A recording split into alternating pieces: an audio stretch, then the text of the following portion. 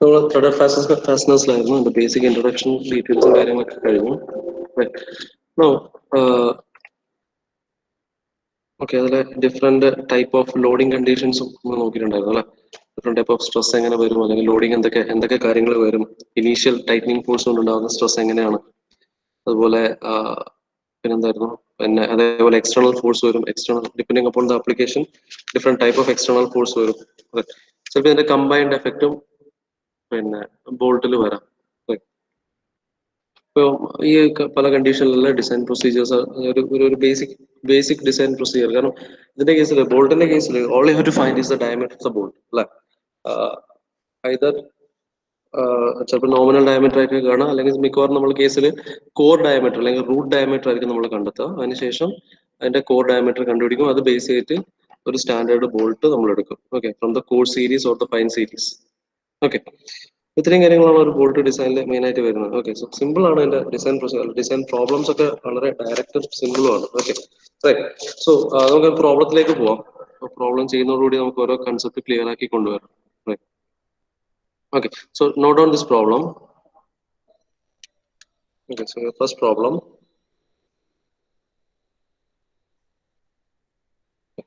Two shafts are connected by means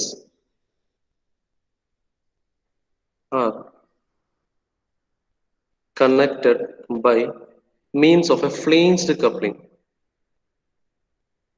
Okay.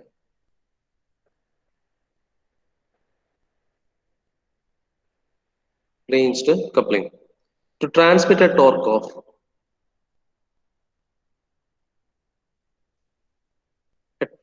of 25 Newton meter. The flanges of the coupling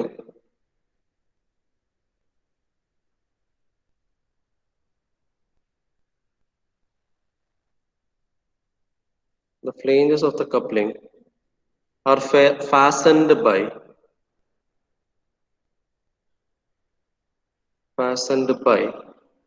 4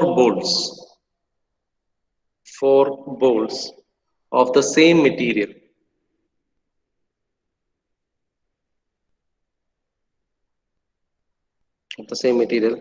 At a radius of 30 mm. Find the size of the bolt.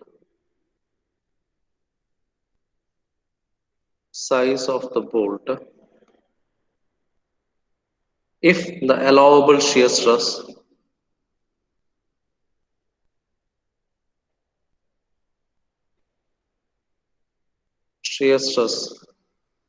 is 30 megapascal. If the allowable shear stress is 30 megapascal, find the size of the bolt. If the allowable shear stress is 30 megapascal. Okay, so complete this question. Two shafts are connected by means of a flanged coupling to transmit a torque of 25 Newton meter. The flanges of the coupling are fastened by 4 bolts of same material at a radius 30 mm. Find the size of the bolt.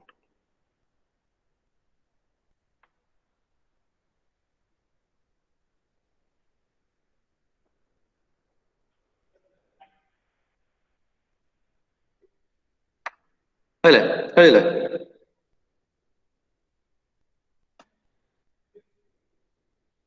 Note the question.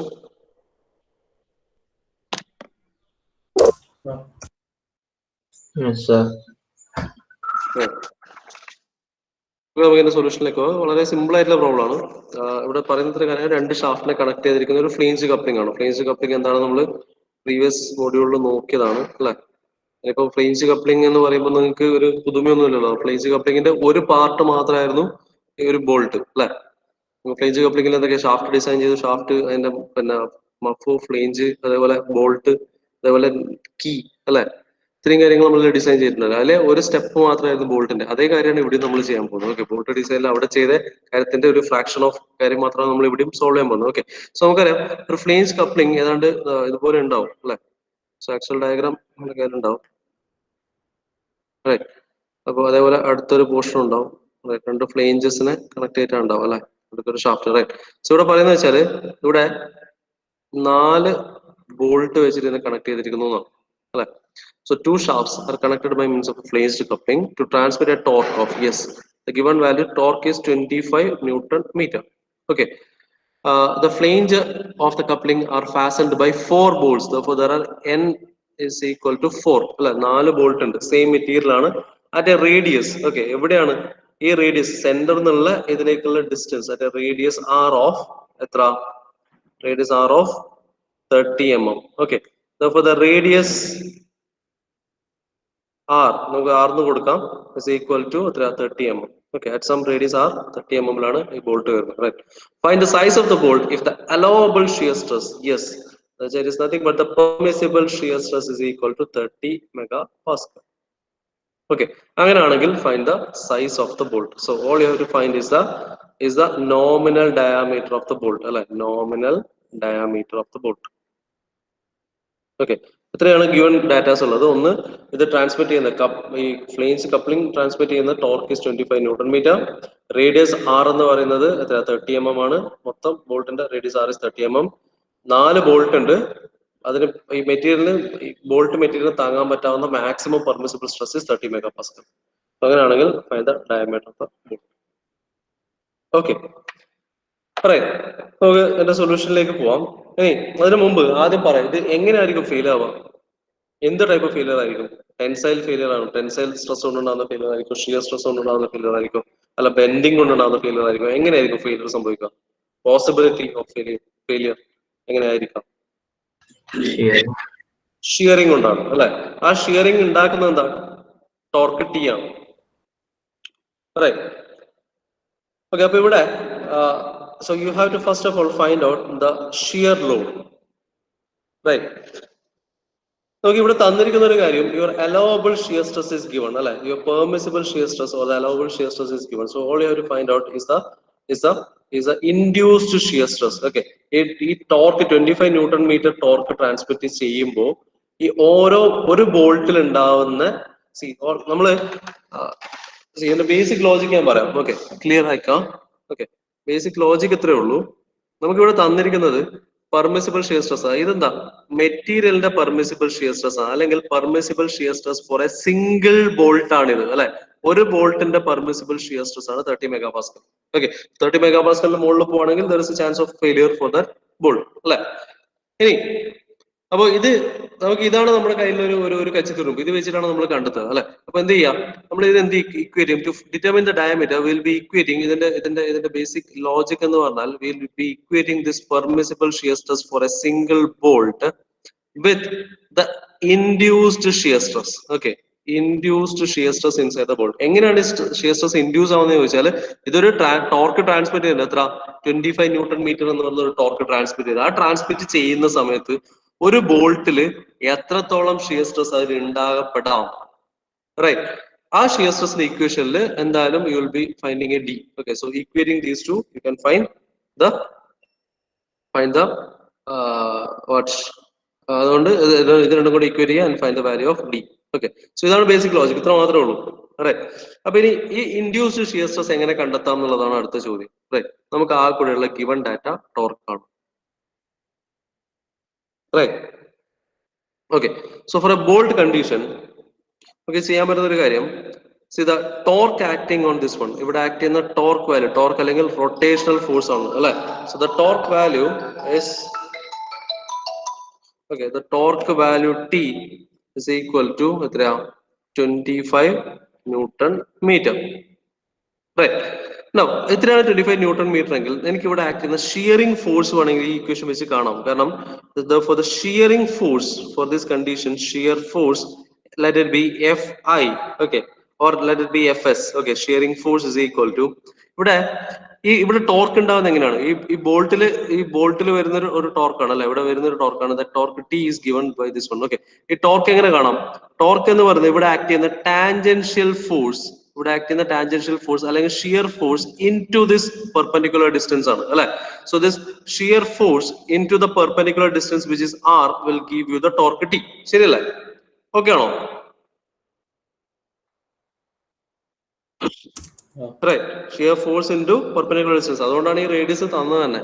Right അതുവരെയുള്ള distance ആ bolt എത്ര ഡിസ്റ്റൻസിലാണ് place ചെയ്തത് എന്നുള്ളതാണ് ഈ R specify ചെയ്യുന്നത് അല്ലെ. അപ്പോൾ ഈ ഒരു ബോൾട്ടിൽ ആക്ട് ചെയ്യുന്ന tangential force into the perpendicular distance will give you the torque T. Right. Now here ഈ ടോർക്ക് എന്ന് പറയുന്നത് ടോട്ടൽ ടോർക്ക് ആണ് അല്ലെ. So this F S is actually the shear force produced, the total shear force, 4 ബോൾട്ടിലും share ചെയ്ത് പോകുന്ന total shear force ആണ് ഇപ്പോഴത്തെ F S. Right so here F S value is nothing but T by R, torque T divided by R. The torque T value is എത്ര 25 newton metre അല്ലെങ്കിൽ 25 into 10 cube Newton millimeter divided by the radius r is 30 mm. Okay, substitute the value and find the value of shearing force. Okay, so നമുക്ക് total shearing force കിട്ടും. Therefore then you can find the shear force. കാരണം നമുക്ക് എന്താ permissible shear stress of A single bolt ആണ് അല്ലെ. Therefore എന്ത് ചെയ്യാ shear force acting on A single bolt കണ്ടുപിടിക്കാം. എങ്ങനെ കാണും? Total shear force divided by number of bolt. You will get the shear force acting on a single bolt. അങ്ങനെയാണെങ്കിൽ then find അടുത്ത step shear force കിട്ടിക്കഴിഞ്ഞാൽ find the shear stress. Shear stress, induced shear stress, induced, which is nothing but the shear force Fs divided by the cross sectional area. Okay, finally equate this value with the permissible shear stress and find the value of diameter d. Clear on logic?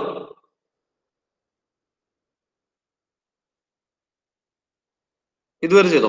Shear force acting on A single bolt വരെ ചെയ്തു തീർത്തോ? ഇത് ഞാൻ പറയാം. എന്തെങ്കിലും confusion ഉണ്ടോ പറയണേ. എന്തെങ്കിലും issues ഉണ്ടെങ്കിൽ ചോദിക്കാം.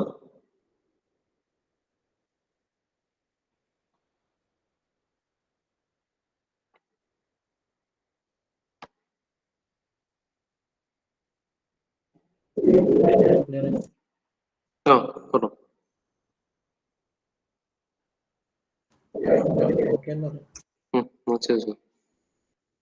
വാല്യൂ കണ്ടെത്താ പറയാം.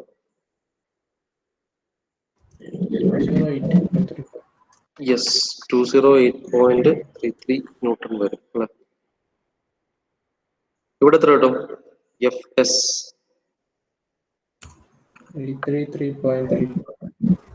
833.33 newton. Right single bolt 208.33 newton. Right clear അല്ലേ?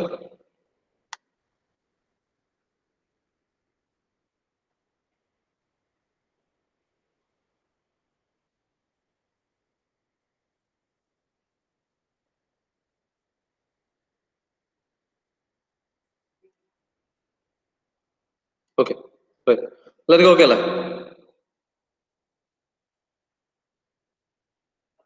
right. So, so your shear force കിട്ടി. Now the next step is actually to find the size of the bolt. Okay, the size of the bolt like one. To find size of bolt or diameter d. Right. So the കാണാൻ എന്ത് ചെയ്യാം? See, നമുക്ക് ഇവിടെ കിട്ടിയത് shear force ആണ്. Shear force acting on a single bolt. Therefore, shear stress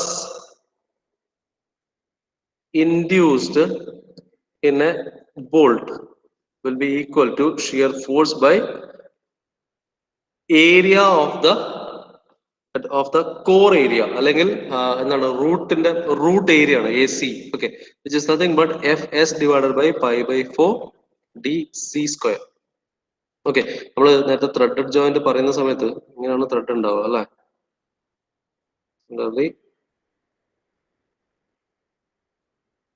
right. Okay, so ഇവിടം തൊട്ട് ഇവിടം വരെയുള്ള ഡിസ്റ്റൻസ് ആണ് DC.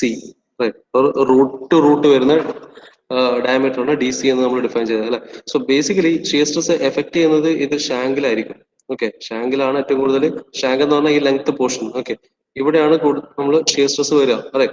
പക്ഷെ ഇവിടെ ഷാർപ്പ് കോർണേഴ്സ് ആയതുകൊണ്ട് തന്നെ ഇത് ലോവസ്റ്റ് ഡയമീറ്ററും കൂടെ ആയതുകൊണ്ട് സ്ട്രെസ് കോൺസെൻട്രേഷൻ ഒക്കെ വരാനുള്ള പോസിബിലിറ്റി ഉള്ളതുകൊണ്ട് ഇവിടെ ഫെയിലിയർ സംഭവിക്കാം എന്ന അസംഷനിലാണ് DC എടുക്കുന്നത്. Okay, so you will find the DC and then you will find the nominal diameter എന്ന് പറയുന്നത് മേജർ ഡയമീറ്റർ അല്ലെങ്കിൽ ഔട്ടർ ഡയമീറ്റർ ആണ്. സോ നമ്മളെല്ലാം റെപ്രസെന്റ് ചെയ്യുന്നത് നോമിനൽ ഡയമീറ്റർ ബേസ് ചെയ്തിട്ടാണ്.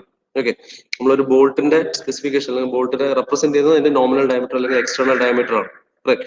അപ്പോൾ ആദ്യം will find DC and then based on that value we will find the D. Okay, so here, so the shear stress induced in a single bolt is equal to Fs value which is 208.3325 divided by pi by 4 into dc square. Okay, dc square. Okay, but the permissible shear stress value material maximum shear stress value is 30 megapascal. Okay, therefore you can equate this permissible shear stress value which is 30 megapascal with in the Fs 208.3325 divided by pi by 4 dc square. Equate this one and find the value of dc, which is the core diameter.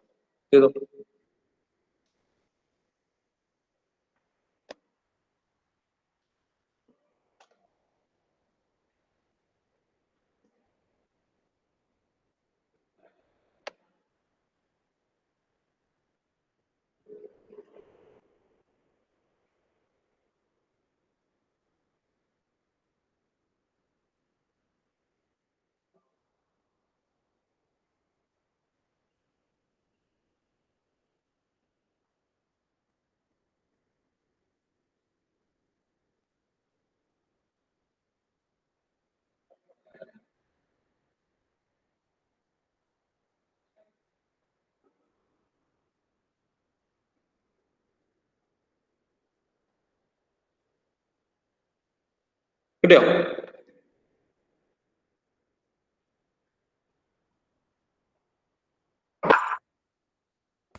2.9.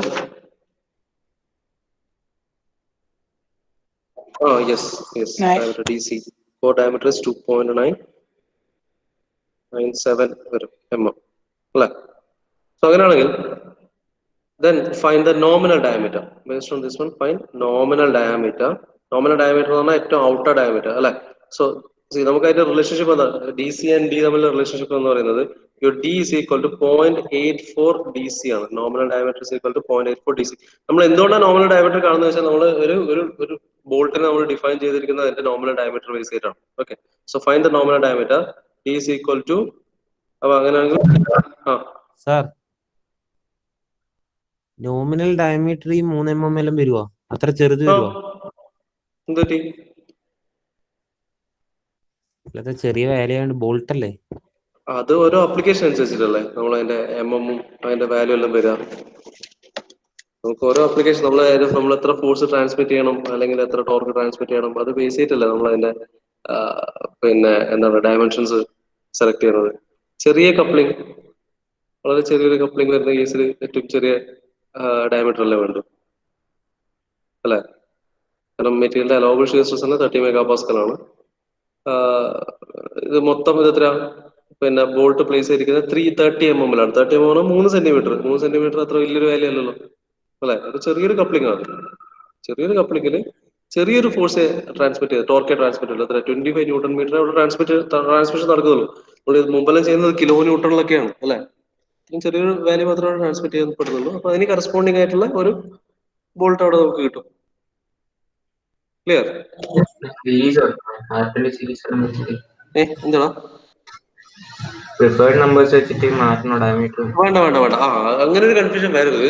ഷാഫ്റ്റിന്റെ കേസിലാണ് preferred number base ചെയ്ത് മാറ്റുക. ബോൾട്ടിന്റെ കേസിൽ go to that table. നമ്മൾ കഴിഞ്ഞ ദിവസം എടുത്തൊരു table അല്ലേ, ബോൾട്ടിന്റെ പേജിൽ പോവാ. കോർ സീരീസും ഫൈൻ സീരീസിന്റെ ഒരു ടേബിൾ ഉണ്ട്. പേജ് നമ്പർ ഞാൻ ഓർത്തല്ലോ. ഒന്ന് എടുത്ത് നമ്മൾ കഴിഞ്ഞ ദിവസം എടുത്ത സെയിംസ് ആണോ? നമ്മൾ കപ്ലിംഗ് ചെയ്യുന്ന സമയത്ത് PSC ഡാറ്റ വെക്കുന്ന different M10, M20, M30, M50 എന്നുള്ള മറ്റു ഒരു ഡിഫറെന്റ് ഇതെടുത്തിട്ടുണ്ടായിരുന്നു. അപ്പൊ അത് ബേസ് ചെയ്തിട്ടാണ് നമ്മൾ ഇതിനെ സ്റ്റാൻഡർഡൈസ് ചെയ്യുക. അതിന് മുമ്പ് നമുക്ക് തീർക്കാം. Okay, so nominal diameter D will be equal to DC divided by 0.84 വരും അല്ലെ? For your nominal diameter D is equal to DC is 2.97 divided by 0.84. Okay, so that will give you 3.54 mm വരും. It is a nominal diameter. Okay, approximately you can take it as 4 mm. Okay, 4 mm is a nominal diameter. അപ്പൊ നോക്കാം standard bolt. ആ table എടുത്ത് നോക്കിയേ. Standard bolt 4 mm അടുത്ത് വരുന്ന bolt ഏതാ നോക്കിയേ? M കോഴ്സ് സീരീസ്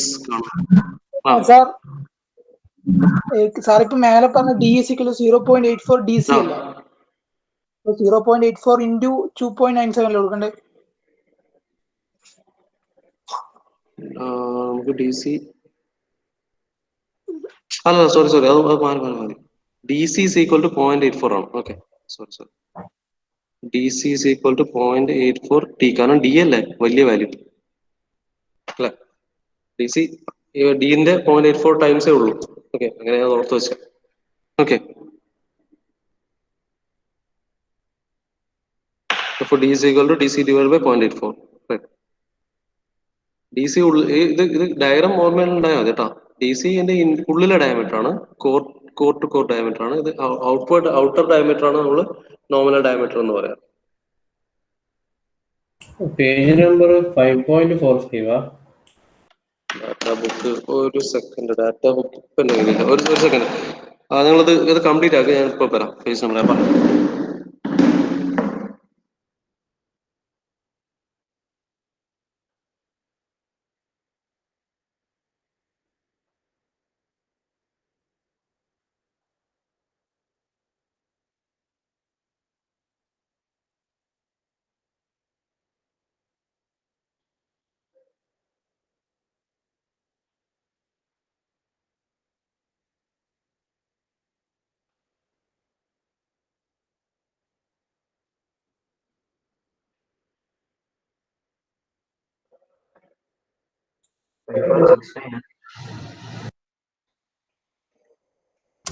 കൊറേ ഉണ്ടല്ലോ.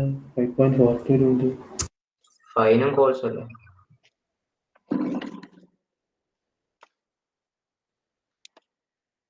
അത് 5.42 ഉണ്ട്. 5.42 യെസ് സെയിം 5.42.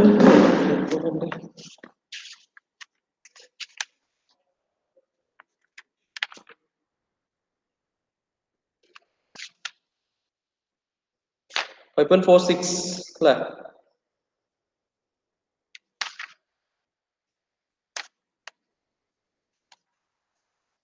എന്റെ ഒരു ഡാറ്റ എന്റെ ഡാറ്റ ബുക്കിൽ ചെറിയ പ്രശ്നമുണ്ട്. കാരണം പേജ് നമ്പർ 5.40 കഴിഞ്ഞാൽ 45 ആണുള്ളത്. ഓക്കെ, എഡിഷനിൽ എങ്ങനെയാണുള്ളത്? അതോടെ ഒരു ടേബിൾ കാണാം, കണ്ടോ? ത്രെഡ് ഡയമീറ്റർ ഡി, പേജിന്റെ ഹെഡിങ് പറയാം, thread runouts and thread undercuts എന്ന് പറഞ്ഞിട്ടുണ്ടാവും, കണ്ടോ? For internal threads.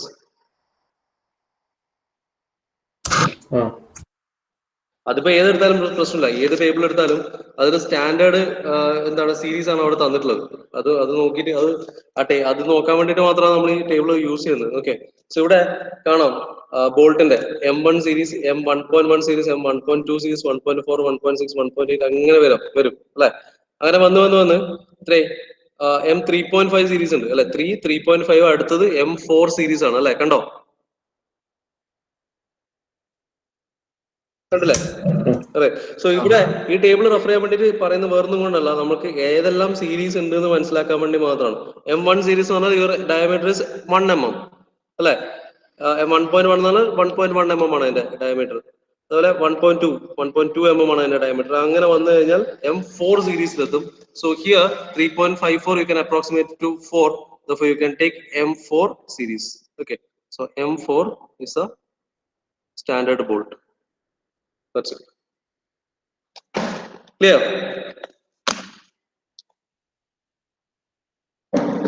ഇതിനെല്ലാം ക്ലിയർ ആയോ? ഡിപ്പെൻഡിങ് അപ്പോൺ ഇവിടെ ആ ടേബിളിൽ നോക്കിയാൽ തന്നെ ആ ഒരു ഡൗട്ട് വരില്ല അല്ലെ. 1 mm തൊട്ടുണ്ട് അല്ലേ?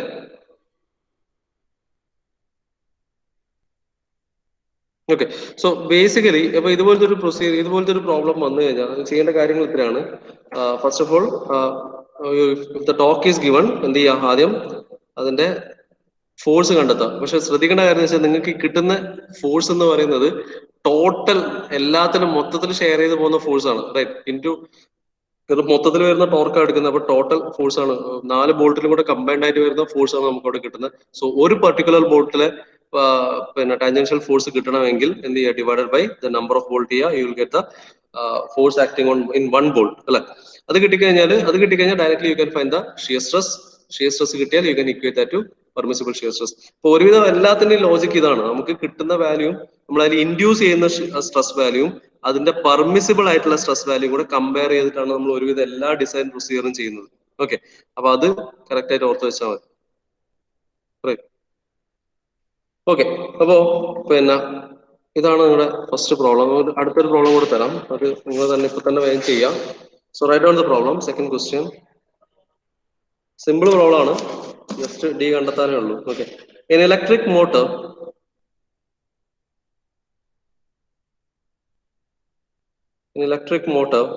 weighing 10 kilonewton is lifted by means of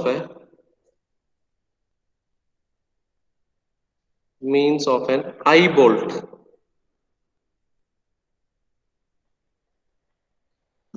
The eye bolt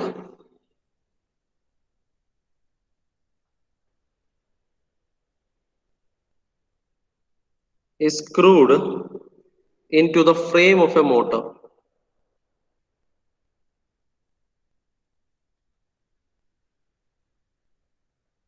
Into the frame of a motor. The eye bolt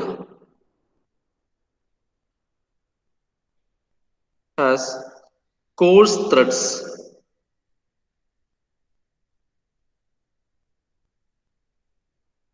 It is made of plain carbon steel.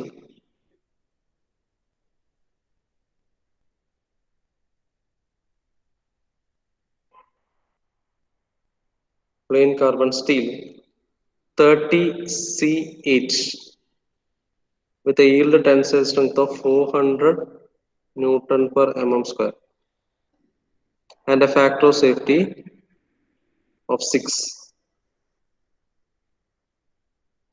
Determine the size of bolt.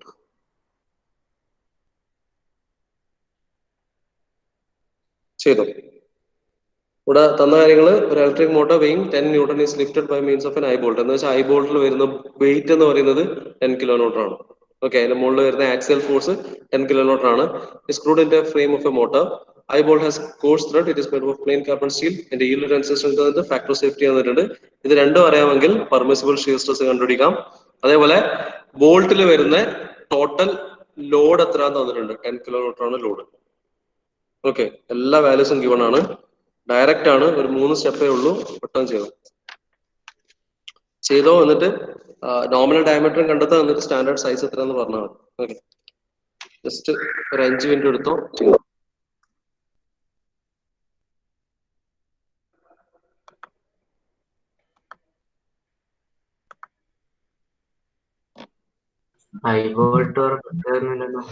ഐബോൾട്ടിന് തൽക്കാലം വേറെ പ്രത്യേകത ഇല്ല. കാരണം ഐബോൾട്ടിന് പ്രത്യേകത ഉണ്ട്. എവിടെയാണെന്ന് വെച്ചാൽ അതിന്റെ ഡയമെൻഷനിൽ ചെറിയ പ്രത്യേകത ഉണ്ട്.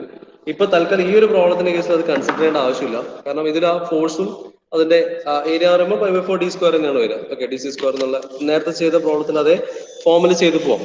ഐബോൾട്ടിന്റെ കേസിൽ ഡിസൈൻ ആൻഡ് ഐബോൾട്ട് എന്നുള്ള രീതിയിൽ വന്നാൽ ഐബോൾട്ടിന്റെ ഓരോ ഡയമെൻഷൻ നമുക്ക് കണ്ടെത്തേണ്ട ആവശ്യം വരും. ഓക്കെ, പക്ഷെ അത് നിങ്ങളുടെ ഇതില് as per your syllabus eyebolt പറയുന്നില്ല.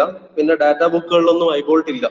അപ്പൊ അങ്ങനെ വരാനുള്ള ചാൻസ് കുറവാണ്. അങ്ങനെ ആണെങ്കിൽ അല്ലെങ്കിൽ പിന്നെ ഡയമെൻഷൻ എല്ലാം ബൈ ഹാർട്ട് പഠിക്കണം. അതിന്റെ ഓരോ റേഡിയസും ഇതെല്ലാം in terms of diameter of the bolt define ചെയ്തിട്ടുണ്ട്.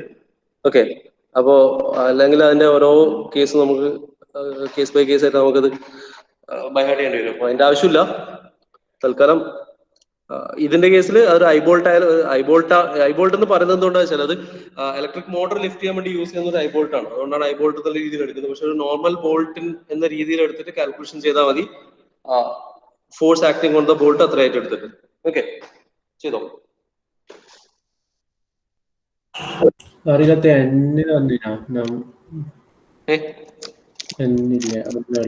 നമ്പർ ഓഫ് ബോൾട്ട് തന്നിട്ടില്ല. അപ്പൊ ഒരു ബോൾട്ട് ആണ്, ഒറ്റ ബോൾട്ട് വെച്ചിട്ടല്ലേ. ഒരു ഇലക്ട്രിക് മോട്ടോറിനെ ലിഫ്റ്റ് ചെയ്യാൻ വേണ്ടി യൂസ് ചെയ്യുന്നത് ഒരു ഐ ബോൾട്ട് ആണ്. ഓക്കെ, ഒരു സിംഗിൾ ബോൾട്ട് മാത്രമേ ഉള്ളൂ. കറക്റ്റ് ആയിട്ട് ഒന്ന് വായിക്കാം. സിമ്പിൾ പ്രോബ്ലം ആണ്, വളരെ സിമ്പിൾ പ്രോബ്ലം ആണ്. ലോജിക് ഒന്ന് ക്ലിയർ ആണെന്ന് മാത്രമേ ഉള്ളൂ. ഡയറക്റ്റ് ആണ്, 3 സ്റ്റെപ്പേ ഉള്ളൂ.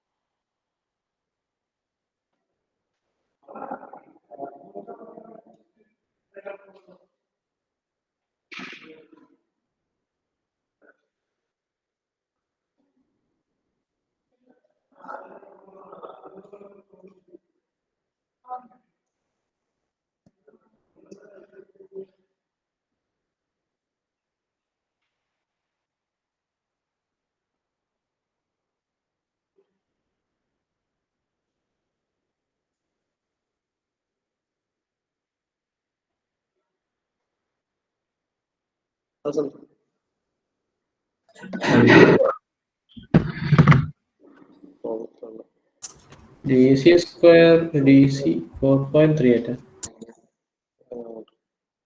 എത്രയാണ് എത്ര M24 വോൾട്ട്.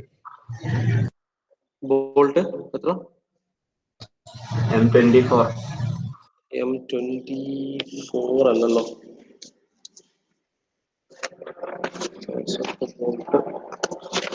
നമുക്കൊന്ന് ചെക്ക് ചെയ്യാം. എല്ലാവരും കഴിഞ്ഞോ? 5.2. Diameter 5.2. ഡയമീറ്റർ 5 പോയിന്റോ? അല്ല. ഓക്കെ. ഇവിടെ നിങ്ങൾ വരുത്തിയ മിസ്റ്റേക്ക് ഓക്കെ. ഇവിടെ ലോജിക്ക് ഇത് തന്നെയാണ്. എന്താ ചെയ്യാം? പെർമിസിബിൾ സ്ട്രെസ് ഉണ്ട്. You have to equate the permissible stress with the induced stress. Okay. So ഇവിടെ ഇതിപ്പോ ഏതാണ്ട് ഇതുപോലെയാണ് ഒരു ഐ ബോൾട്ട് ഉണ്ടാവുക. ഓക്കെ. സർക്കുലർ പോർഷൻ, ഒരു ബോൾട്ട് പോർഷൻ.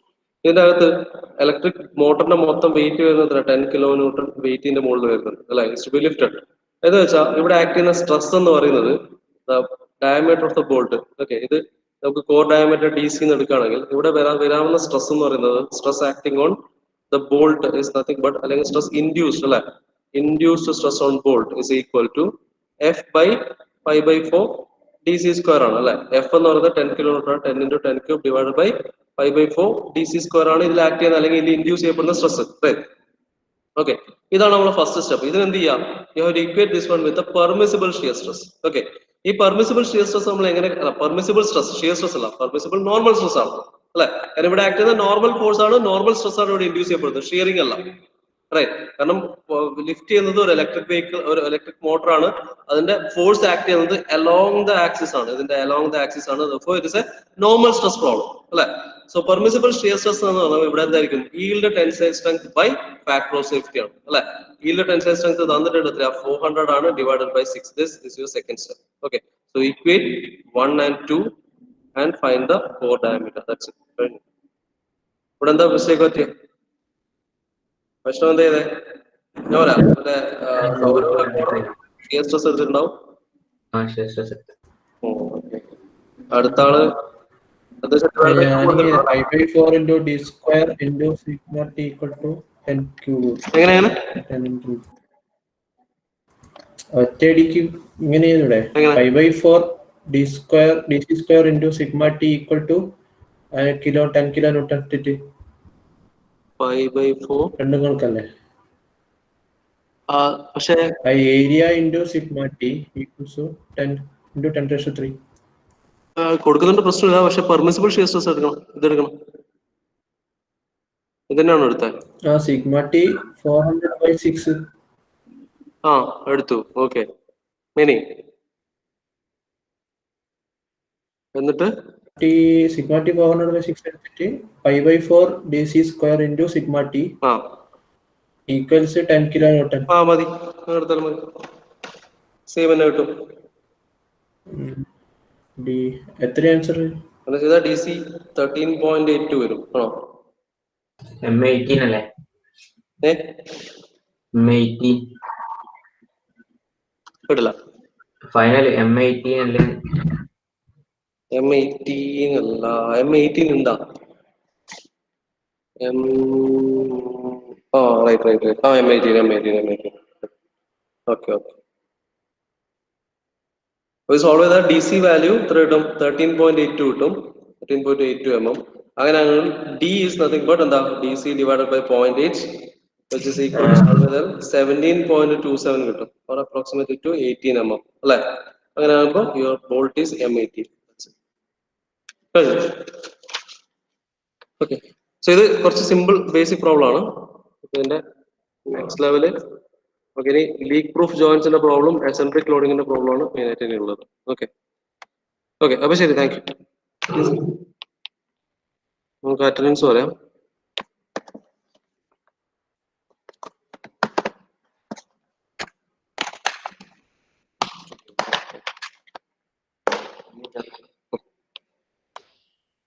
ഓക്കെ, ഒന്ന് പെട്ടെന്ന് അറ്റൻഡൻസ് വിളിക്കാം. എടാ അതുപോലെ നിങ്ങൾക്ക് മറ്റേ എന്താ പറയാ, ഞാൻ അസൈൻമെന്റ് 5 ഞാൻ നിങ്ങൾക്ക് പബ്ലിഷ് ചെയ്യാൻ വിട്ടു.